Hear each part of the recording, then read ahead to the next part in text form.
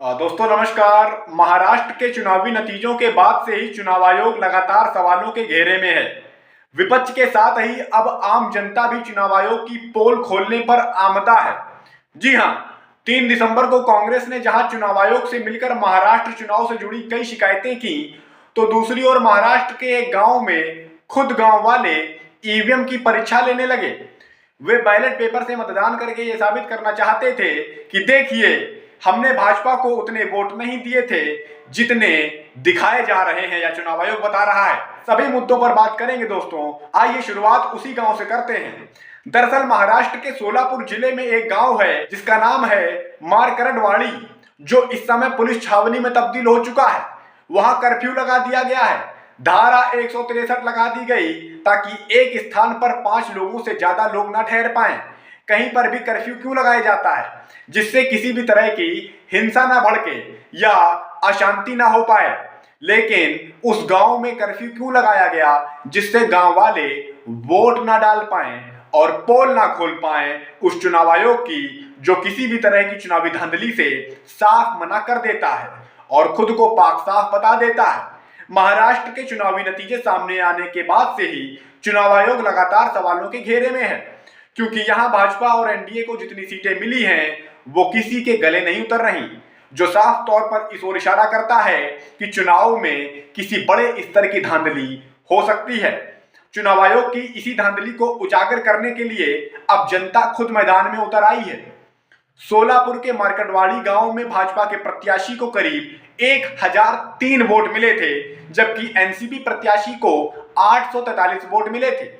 गांव वालों का कहना है कि हमने इतने वोट तो भाजपा को दिए ही नहीं, तो इतने वोट कैसे मिल गए? इसी को लेकर गांव वालों ने खुद ही बैलेट पेपर से मतदान का फैसला लिया था, जिसे एनसीपी का भी समर्थन था। गांव में दोबारा मतदान की पूरी तैयारी कर ली गई थी। गांव ने तहसील को पत्र भी भेजा था, जिसमें मांग की गई थी कि एक कर्मचारी मुहैया कराया जाए। हालांकि प्रशासन ने गांव वालों की बात नहीं मानी। उधर गांव वाले भी वोटिंग के लिए अड़े रहे। 3 दिसंबर की सुबह सुबह गांव में बैलेट से चुनाव की पूरी तैयारी थी, लेकिन देखते ही देखते पूरे गांव में कर्फ्यू जैसा माहौल बन गया। क्या गांव में कोई दंगा भड़का था या भड़कने वाला था? क्या कोई अशांति हो सकती थी जिससे इतनी पुलिस फोर्स लगाई गई थी? कुछ लोग जो वोट करने के लिए जा रहे थे उन्हें पुलिस हिरासत में ले लिया गया और इस तरह 3 दिसंबर को उस गांव में वोटिंग नहीं हो पाई। दोस्तों, साफ तौर पर जाहिर होता है कि यहां से चुनाव आयोग की पोल ना खुल जाए, इसलिए यह सब बंदोबस्त किया गया था। अगर चुनाव आयोग को ईवीएम पर इतना ही भरोसा है तो हो जाने देते बैलेट से वोटिंग। वैसे भी इस वोटिंग को कोई कानूनी मान्यता तो ना मिलती, फिर किस बात की तकलीफ थी? हालांकि गांव ने ऐलान कर दिया है कि वो अभी तो मतदान का फैसला रद्द कर रहे हैं, लेकिन आगे चलकर इस मामले को चुनाव आयोग और सुप्रीम कोर्ट तक भी ले जाएंगे। तो दोस्तों, एक और महाराष्ट्र में जहां खुद जनता मैदान में उतर आई है, उधर दूसरी ओर वरिष्ठ वकील और कांग्रेस नेता अभिषेक मनु सिंघवी के नेतृत्व में कांग्रेस का एक दल चुनाव आयोग के पास चुनाव गड़बड़ी की शिकायतें करने पहुंचा। चुनाव आयोग से मुलाकात के बाद कांग्रेस ने बताया कि उसने कई मुद्दों पर सवाल पूछे हैं। आयोग ने जल्द ही सभी सवालों के जवाब देने का आश्वासन दिया है।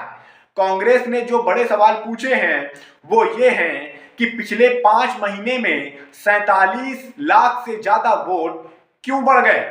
चुनाव आयोग से यह भी पूछा गया कि ये जो मतदाता आपने बढ़ाए हैं, इसके लिए डोर टू डोर वेरिफिकेशन कैसे किया गया? इसके अलावा वोटिंग प्रतिशत का आंकड़ा 58 जो कि शाम 5 बजे था, वो अगले दिन बढ़कर 67% कैसे हो गया? यह भी पूछा गया। दोस्तों, एक गंभीर सवाल जो कांग्रेस ने पूछा है वो ये है कि 118 विधानसभा क्षेत्रों में लोकसभा चुनाव की तुलना में 25,000 से भी ज्यादा वोट कैसे पड़ गए? खास बात है कि इन 118 सीटों में 102 सीटें एनडीए ने जीती। लेने चाहिए, उसका अवलोकन और उसका निष्कर्ष हम निकाल लेंगे। 3 या 4 मुख्य बिंदु थे। पहला था कि किस प्रकार से लाखों, बहुत बड़ी मात्रा में लोगों का, वोटर्स का घटत हुई है, कमी हुई है, डिलीशन हुआ है महाराष्ट्र में। हमने कहा है कि इसके जो पर्याप्त फॉर्म होते हैं, इसके एक तौर तरीका होता है, घर घर जाके इसको प्रमाणित करना होता है। उस प्रक्रिया के लिए हमें booth wise, polling booth wise और कॉन्स्टिट्यूंसी वाइज विस्तृत डेटा चाहिए, जो अभी अवेलेबल नहीं है। उससे मालूम पड़ेगा कि इतना बड़ा नंबर जो लोगों का डिलीशन हुआ है वो किस आधार पे हुआ है, क्यों हुआ है, कैसे हुआ है। ये हुआ बिंदु नंबर 1। और उसमें हमने ये बताया कि कई बार हमारे सब लोग ज़मीन पे बात करके आए हैं, पटोले साहब यहाँ पर हैं, हमारे महाराष्ट्र के अध्यक्ष हैं, कि कई लोगों ने बताया कि कई डिलीशन एक व्यक्ति के 200-250 फॉर्म भरने के साथ हुए हैं। ये असंभव है। इससे मालूम पड़ता है कि एक साथ सामूहिक रूप से आप विकृत करना चाह रहे हैं चुनाव प्रणाली को।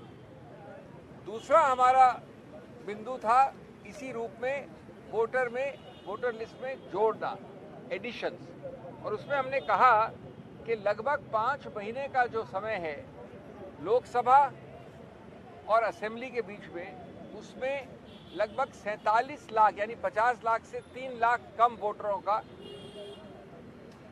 जोड़े गए हैं, एडिशन हुआ है।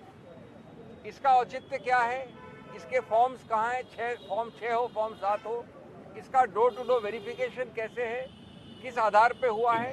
दोस्तों, इन सवालों का जवाब चुनाव आयोग क्या देता है ये तो आने वाला वक्त बताएगा, लेकिन फिलहाल कई सवालों ने चुनाव आयोग को बिल्कुल फंसा कर रख दिया है। नमस्कार।